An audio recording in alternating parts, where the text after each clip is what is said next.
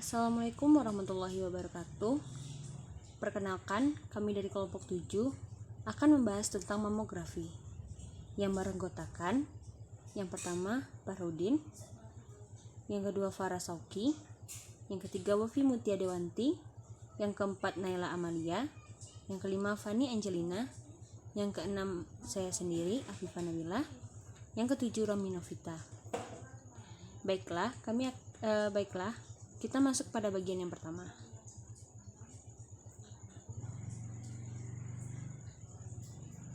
Mamografi. Apa itu mamografi? Mamografi bisa disebut juga dengan mamogram. Mesin ini merupakan mesin pemindai yang dilakukan untuk menangkap gambar dari jaringan payudara dengan menggunakan teknologi fotorongsen. Mamografi digunakan untuk mendeteksi berbagai bentuk kelainan pada payudara, seperti kista, tumor, kanker, atau penumpukan kalsium pada jaringan payudara. Bagi wanita berusia 35 tahun ke atas, disarankan untuk melakukan mamografi secara berkala. Berikut merupakan mesin dari mamografi tersebut. Selanjutnya, jenis-jenis mamografi. Mesin mamografi terbagi berdasarkan kegunaannya, yaitu yang pertama, ada mamografi diagnostik. Mamografi diagnostik yaitu tes yang dilakukan untuk mengidentifikasi adanya perubahan yang terjadi pada payudara, seperti benjolan, rasa sakit, penebalan punting, perubahan warna kulit di sekitar payudara, atau keluarnya cairan dari punting. Yang kedua, mamografi screening, yaitu tes yang dilakukan untuk mendeteksi kelainan pada payudara. Meskipun tidak terlihat tanda atau kelainan secara kasat mata, mesin ini digunakan untuk mendeteksi kanker payudara sejak dini. Selanjutnya, kegunaan mamografi. Di antara sekian banyak metode diagnosis, mamografi masih menjadi pilihan utama untuk mendiagnosis adanya kanker payudara. Mesin ini dapat mendeteksi adanya perubahan kecil pada payudara, yang mungkin kamu juga tidak menyadarinya. Perubahan ini bisa jadi disebabkan oleh kanker. Deteksi diri dengan mamografi akan membuat wanita memiliki kesempatan lebih banyak untuk memproses penyembuhannya. Mamografi merupakan mesin pemeriksaan secara radiologis. Pada beberapa orang, pemeriksaan ini akan menimbulkan rasa tidak nyaman, karena payudara akan ditekan dari sisi atas dan bawah. Setelah itu, payudara akan difoto menggunakan sinar X dari mesin mamografi. Bagi wanita berusia di bawah 35 tahun, sebaiknya melakukan USG dahulu sebelum melakukan mamografi. Selain itu, jika kamu wanita berusia di atas 50 tahun, disarankan untuk melakukan pemeriksaan dengan mamografi minimal 2 tahun sekali. Sekian dari saya. Selanjutnya akan dijelaskan oleh rekan saya. Terima kasih. Baik, selanjutnya kita masuk ke sejarah perkembangan mamografi. Itu dimulai pada tahun 1913. Pada saat ini itu ada seorang ahli bedah yang bernama A. Salmon yang berasal dari Jerman. Beliau melakukan perbandingan mengamati perbandingan anatomi radiologi dengan pemeriksaan secara mikroskopik. Jadi yang beliau dapatkan di sini adalah bahwasanya memang pemeriksaan anatomi secara radiologi itu lebih bisa menjelaskan struktur dari organ dari tubuh manusia. Sedangkan secara makroskopik itu hanya melakukan pengamatan secara kasar seperti itu. Oke, selanjutnya masuk ke tahun 1930. Di sini mulai dipublikasikan mamografi, tetapi hanya berupa klinik kecil. Jadi di sini ada 3 negara yang mulai mempublikasikan mamografi sebagai alat pencitraan untuk kanker payudara. Jadi di sini ada Amerika Serikat dan Amerika Selatan. Itu dalam hal ini dipelopori oleh Gerson Cohen. Yang kedua itu ada Uruguay, di mana di sini dipelopori oleh De Borgne. Yang ketiga ada Jerman oleh Gross. Jadi yang mereka lakukan di sini adalah melakukan publikasi perbandingan, membandingkan mamografi dengan anatomi patologik dan mengembangkan teknik klinik mamografi yang terbaru atau secara signifikan. Jadi di sini 3 negara ini mencoba melakukan atau membuka ya klinik kecil terkait dengan pencitraan pada kanker payudara. Jadi di sini mereka membandingkan anatomi patologi di sini adalah pemeriksaan secara kasar terhadap kanker ya, yang terjadi pada payudara. Oke, selanjutnya pada tahun 1940 di sini terjadi pengembangan ya di bidang industri secara besar-besaran, terutama ini juga mendorong ya penggunaan alat untuk mamografi. Nah, jadi di sini didorong oleh seorang yang bernama C.H. Cross. Di sini terjadi revolusi pada pencitraan payudara secara besar-besaran karena di samping perkembangan industri yang sangat pesat juga mendorong penciptaan alat mamografi secara lebih baik gitu, mampu menghasilkan citra yang lebih baik seperti itu. Itu yang terjadi pada tahun 1940. Selanjutnya kita masuk ke tahun 1950, itu mamografi mulai menjadi andalan ya untuk pengobatan pencitraan kanker payudara. Nah, jadi di sini sudah ada peningkatan. Yang pertama itu ada peningkatan terkait dengan tabung sinar X-nya. Yang kedua itu ketelitiannya lebih tinggi. Selanjutnya di sini ada 3 negara yang mulai mempublikasikan secara terang-terangan kepada dunia. Yang pertama itu ada Amerika, Inggris, dan Jerman. Di sini dia memulai 3 negara ini mulai mempopulerkan aplikasi mamografi untuk mendiagnosis dan mengevaluasi kanker payudara. Nah, jadi di tahun 1950 sudah mulai diperkenalkan mamografi sebagai alat pencitraan untuk payudara seperti itu. Selanjutnya kita masuk ke tahun 1970. Di sini teknik mamografi sudah tepat ya digunakan untuk men-scan atau menggambarkan ke kanker dari payudara itu sendiri. Di sini sudah ada penelitian dari PH Streck dari Amerika Serikat dengan judulnya itu Health Insurance Plan HIP of New York. Nah, di sini beliau mendapatkan hasil bahwasanya adanya angka penurunan kematian ya, karena pengobatan menggunakan mamografi. Jadi di sini beliau mendapatkan terjadinya penurunan angka kematian di Amerika Serikat akibat dari kanker payudara setelah diobati dengan teknik mamografi seperti itu. Oke, kita masuk ke tahun 1984. Di sini mulailah diperkenalkan USG dan MRI. Apa itu USG dan MRI? USG itu adalah teknik pencitraan itu menggunakan gelombang suara, sedangkan MRI itu menggunakan medan magnetik. Jadi kalau untuk mamografi memang proses pencitraan kanker itu menggunakan radiasi ya. Jadi di sini sudah ada penunjang USG dan MRI sebagai penunjang dalam mendiagnosis kanker payudara. Mungkin ini adalah perkembangan singkat sedikit dari alat mamografi itu sendiri. Sehingga pada sampai hari ini memang mamografi memang andalkan di seluruh dunia sebagai menjadi alternatif terbaik untuk melakukan pendeteksian secara dini terhadap kanker payudara. Selanjutnya, kita akan membahas tentang komponen pesawat mamografi beserta fungsi.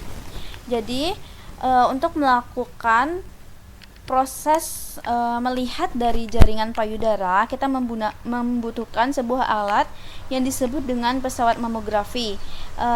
Bisa kita lihat dari gambar, itu merupakan gambar dari pesawat mamografi di mana pesawat mamografi ini terdiri dari beberapa komponen. Komponennya yang pertama itu adalah X-ray tube, yang kedua ada tube port, yang ketiga ada filtration, yang keempat ada collimation, yang kelima ada compression pedal, yang keenam ada grid, yang ketujuh ada screen film, dan yang kedelapan ada photimeter detektor. Untuk mengetahui dari berbagai fungsinya itu, maka mari kita bahas masing-masing komponen dan apa fungsinya dalam pesawat mamografi. Yang pertama kita masuk ke komponen X-ray tube. Salah satu metode yang digunakan untuk mendiagnosa organ payudara sebagai jaringan lunak atau soft tissue adalah menggunakan pesawat sinar X mamografi dengan energi rendah, very soft radiation. Radiografi atau citra akan diinterpretasi oleh dokter yang kompeten, sehingga dapat memberikan hasil diagnosa secara klinis dari organ payudara. Misalnya, perkiraan ada atau tidak kanker, atau cancer atau karikoma. Namun demikian, hal ini merupakan dilema bahwa pemeriksaan payudara itu sendiri menjadikan seseorang harus menerima sejumlah dosis radiasi, sementara itu radiasi pengian itu berpotensi menyebabkan kanker sendiri. Oleh karena itu, justifikasi dan optimisasi proteksi radiasi dalam menggunakan pesawat sinar X mamografi harus benar-benar dilakukan secara konsisten. Spesifikasi teknis dan kinerja pesawat sinar X mamografi harus sesuai standar. Pedoman penggunaan pesawat sinar X mamografi harus dibuat dan dipatuhi. Komponen yang kedua adalah compression pedal. Nah, komponen ini digunakan untuk melakukan kompresi yang dibuat menggunakan pirangan kompresi plastik. Berfungsi untuk mengurangi ketebalan payudara dan meletakkan pada posisi yang benar agar tidak bergerak. Komponen yang ketiga adalah filtration. Filter untuk mendapatkan kualitas berkas yang sesuai dengan keperluan yang digunakan adalah molybdenum. Molybdenum adalah bahan anoda yang paling umum. Nah, bahan yang paling umum kita gunakan itu adalah rhodium dan tungsten yang bisa juga kita gunakan. Yang keempat adalah focal spot. Focal spot ini ukurannya fokus kecil yang diperlukan untuk mendapatkan ketajaman gambar. Komponen yang kelima adalah grid, yang berfungsi untuk mengurangi sinar hambur di antara objek dan film. Pada tempat kaset, dimasukkan kaset yang berisi tunggal dan kualitas tinggi dan berisi film beramulasi tunggal mengurangi paparan radiasi sehingga gambaran lebih baik. Komponen yang keenam itu adalah phototimer detector. Nah, phototimer detector ini diletakkan di bawah kaset seluruh automatic. Detektor akan mengukur kilovolt yang optimal dan filtrasi dari sebuah penyinaran. Komponen yang ketujuh adalah collimation. Untuk tindakan mamografi, ukuran bidang yang cocok dengan ukuran kaset adalah 18 x 24 cm atau 24 x 30 cm. Variabel Suter pada beberapa sistem menggunakan bidang X-ray menjadi lebih tertutup dan dicocokkan dengan volume payudara. Kolimasi lapangan radiasi dan posisi fokus tabung dibuat vertikal terhadap pasien. Konfigurasi ini bertujuan untuk memastikan visualisasi yang maksimum dari jaringan payudara. Komponen yang kedelapan adalah meja sandaran payudara, di mana meja sandaran payudara ini terdiri dari kombinasi film atau screen mamografi atau reseptor digital.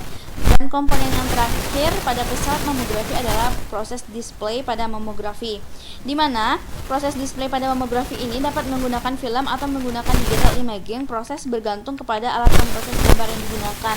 Jadi pada tahap ini jaringan payudara yang tertangkap pada sinar X bisa kita amati. Selanjutnya yaitu cara menggunakan mamografi. Ada beberapa hal yang perlu diperhatikan sebelum tes mamografi. Yang pertama yaitu, pasien akan diminta untuk menghindari kafein seperti kopi, cola, ataupun coklat 2 minggu menjelang pemeriksaan.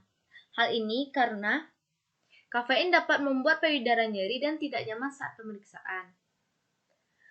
Pada saat pemeriksaan, pasien juga diminta untuk menghindari memakai kosmetik seperti deodoran, lotion, krim, bedak, minyak atau parfum di sekitar payudara ataupun ketiak.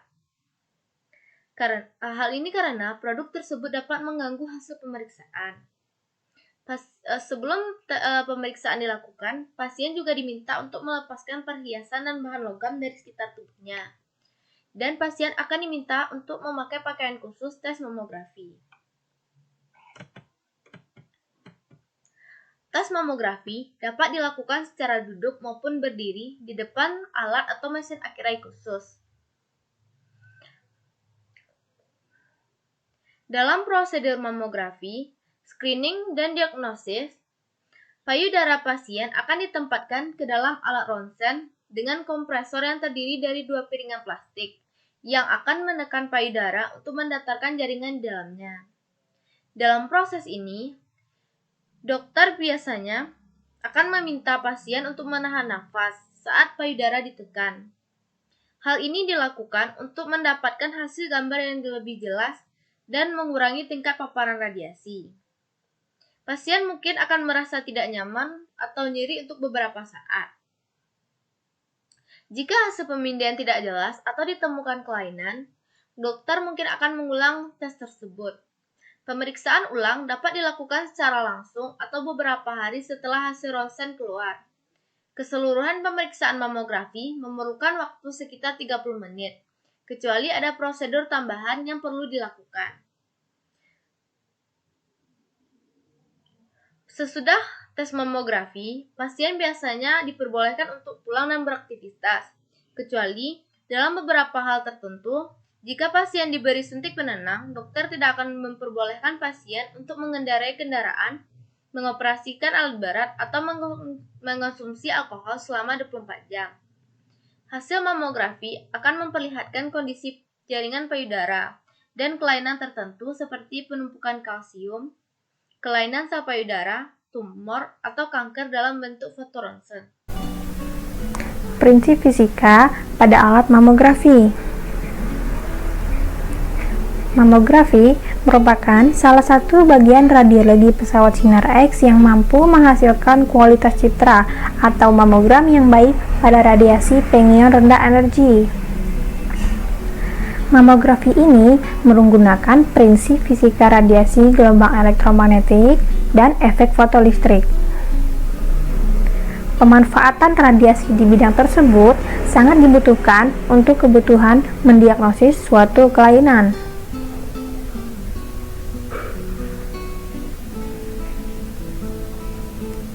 Radiasi merupakan energi yang bergerak melalui ruang atau materi. Dua jenis radiasi yang digunakan pada pencitraan diagnostik diantaranya radiasi elektromagnetik dan radiasi partikel.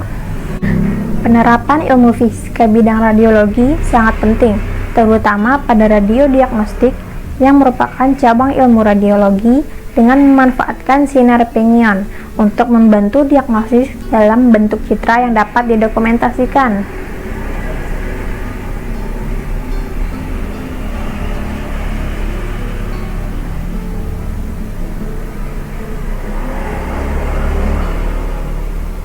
Pesawat sinar X mamografi adalah salah satu penggunaan pemanfaatan sinar X yang dilakukan pada kedokteran nuklir. Pesawat sinar X mamografi memiliki prinsip penembusan gelombang elektromagnetik dari sumber cahaya ke tubuh manusia, lalu menembus hingga mencapai plat film untuk menghasilkan gambar berupa citra tubuh manusia. Mamografi menggunakan radiasi ion untuk menghasilkan gambar. Radiolog kemudian menganalisis gambar tersebut untuk menemukan adanya pertumbuhan yang abnormal.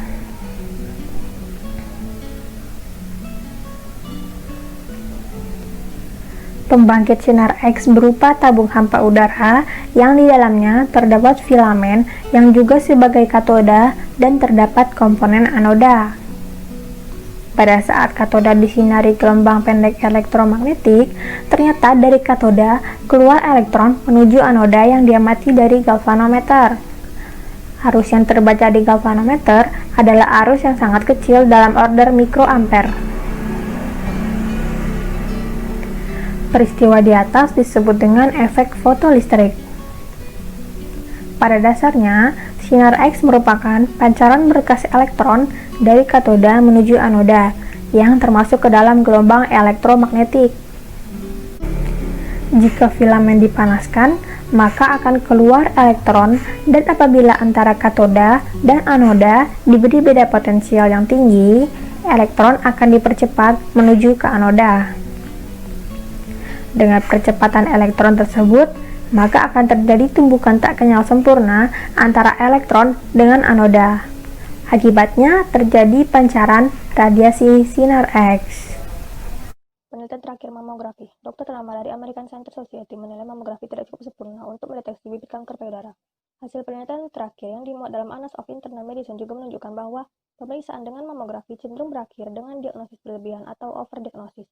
1/3 dari perempuan yang terdiagnosis kanker payudara lewat mamografi ternyata tidak memiliki kanker ganas atau hanya memiliki tumor yang lambat bertumbuh dan tidak membutuhkan terapi segera.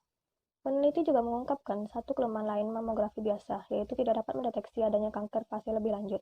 Karena itu, salah satu peneliti dari Nordic Cochrane Center di Copenhagen, Dr. Karsten Jorgensen mengatakan screening kanker payudara tidak berkaitan dengan penurunan kejadian kanker stadium lanjut. Pada tahun 2012, sebuah penelitian yang dipublikasikan di New England Journal of Medicine menemukan 1/3 kanker terdeteksi melalui pemeriksaan mamografi rutin sebenarnya tidak mengancam jiwa. Petugas medis dari American Cancer Society, Dr. Otis Brawley, mengatakan beberapa lesi sebesar kacang dari pantauan mamografi sebenarnya tidak mematikan. Beberapa lesi berukuran sama lainnya juga diketahui tidak berbahaya dan akan mengecil dengan sendirinya seiring berjalannya waktu. Brawley mengatakan tidak semua kanker payudara bisa diasumsikan sebagai pembunuh yang berbahaya, namun hal ini masih sulit dibedakan lewat pemeriksaan mamografi. Itulah sebabnya Brawley mengatakan pentingnya kesadaran untuk keterbatasan screening mamografi. Sebuah studi baru dari Australia melaporkan wanita dengan ukuran payudara lebih besar memiliki insiden lebih tinggi terkena kanker payudara dibandingkan wanita dengan payudara berukuran kecil. Penelitian ini dilakukan oleh para penelitian di The University of Western Australia dan British Screen WA. Para peneliti mengumpulkan data lebih dari 700.000 wanita di Australia. Data tersebut dikumpulkan dari wanita usia di atas 40 tahun dan 55.000 di antaranya berasal dari wanita yang memiliki payudara besar. Para peneliti menggambarkan ukuran payudara besar yang membutuhkan kaset film mamogram yang lebih besar, 24 x 30 cm, sedangkan film mamogram standar membutuhkan 18 x 24 cm. Wanita dengan payudara lebih besar memiliki lebih banyak jaringan pemicu kanker untuk tumbuh. Selain itu, payudara lebih besar terkait dengan tingkat estrogen yang lebih tinggi, sehingga bisa membahayakan kesehatan wanita. Studi sebelumnya telah menunjukkan bahwa kepadatan payudara wanita bisa meningkatkan risiko kanker payudara, tetapi hubungan sebab akibat antara ukuran payudara dan kanker belum ditetapkan. Para ahli mengatakan bahwa banyak faktor yang berhubungan dengan kanker payudara yang diidap oleh wanita, seperti usia, menopause, etnis, obesitas, faktor gaya hidup, dan lain-lain. Mamografi tahunan direkomendasikan untuk semua wanita setelah usia 40 tahun, tetapi peneliti terbaru menunjukkan bahwa tes sekali setahun ini telah menyebabkan diagnosis kanker yang berlebihan di AS. Para ahli mengatakan bahwa diagnosis ini menyebabkan stres tambahan, kecemasan, dan perawatan medis. Penelitian ini diterbitkan dalam jurnal The Breast. Biaya dari diagnosis palsu kanker payudara lebih tinggi dari yang didokumentasikan sebelumnya. Menurut studi terbaru, hal ini menambah perdebatan emosional mengenai apakah perempuan harus secara rutin menerima mamogram. Sebuah penelitian mengejutkan menemukan tes mamografi dengan hasil positif palsu. Seorang pasien yang sehat yang didiagnosis dengan kanker payudara terjadi sebanyak 11% memengaruhi di 3,2 juta perempuan dalam setahun. Selama lebih dari 10 tahun, kemungkinan seorang perempuan mendapatkan hasil tes positif palsu adalah 61%. Menurut laporan yang diterbitkan dalam jurnal Health Affairs. Hasil positif palsu tidak mendongkrak biaya, tetapi juga menyebabkan tekanan tidak perlu pada perempuan, kata penulis penelitian.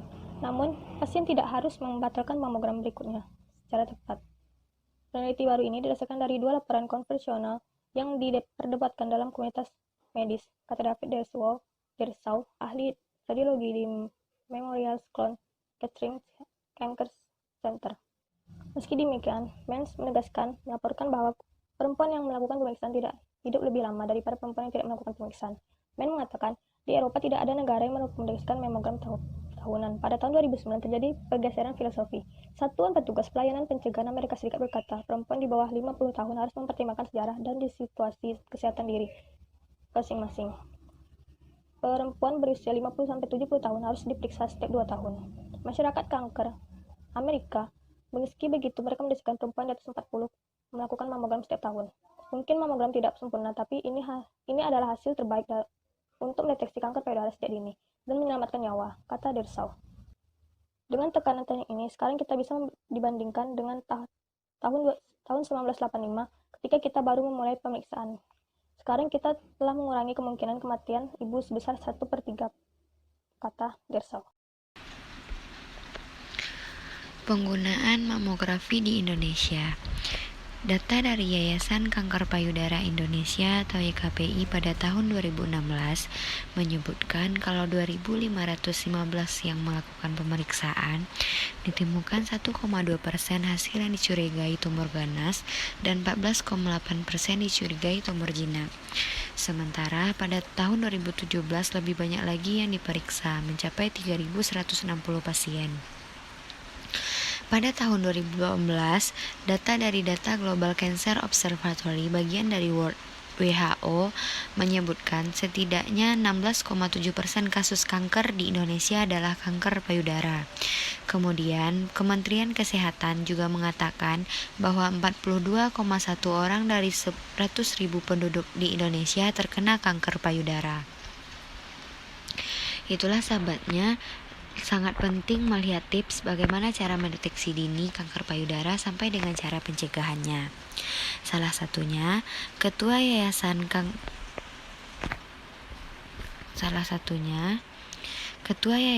Kanker Payudara Indonesia YKPI, Linda Agung Gumelar mengatakan, salah satu bentuk sosialisasi yang digunakan yaitu dengan mobil mamografi. Mamografi merupakan alat untuk mendeteksi adanya kanker payudara. Mobil mamografi akan keliling untuk memeriksa payudara para perempuan dan sosialisasi deteksi dini. 1 unit mobil mamografi ini akan dijadwalkan keliling ke 60 puskesmas di Jakarta pada tahun ini. Pemeriksaan mamografi dalam mobil ini akan diberikan gratis bekerja sama dengan Rumah Sakit Kanker Darmais. Sebelumnya, mobil mamografi YKPI sudah beroperasi sejak 2005 sampai 2013 dan telah menjangkau sekitar 5.000 orang. Data pada tahun 2015, sejak Februari hingga Desember, mobil mamografi telah memeriksa sebanyak 3.427 orang. Hasilnya ditemukan tumor jinak pada payudara 428 orang dan curiga ganas pada 47 orang. Sebagai gambaran, selama pemeriksaan mamografi, payudara ditekan oleh 2 alat yang berbentuk piringan selama beberapa detik untuk mendapatkan paparan yang jelas mengenai kondisi payudara. Jika akan melakukan pemeriksaan ini, disarankan tidak menggunakan bedak, deodoran, krim, ataupun bedak di ketiak. Wakil Ketua YKPI Budiastuti Atusin mengatakan pihaknya berharap mobil ini dapat menjangkau seluruh wilayah di Indonesia. Mobil mamografi sendiri terdiri dari 1 unit bus yang dilengkapi dengan 1 unit alat mamografi digital keluaran terbaru, 1 unit silent genset sebagai pemasok daya, dan 2 AC split untuk menjaga suhu ruangan alat mamografi. Unit mobil mamografi ini dijalankan atas kerjasama antara Yayasan Kesehatan Payudara Jakarta bekerjasama dengan Rumah Sakit Kanker Darmais. Mamografi sendiri sampai saat ini masih menjadi standar emas pemeriksaan dini kanker payudara di Indonesia. Pemeriksaan ini terutama ditujukan untuk wanita berusia di atas 35 tahun yang tidak sedang hamil atau tidak sedang menyusui. Sekian, Assalamualaikum warahmatullahi wabarakatuh.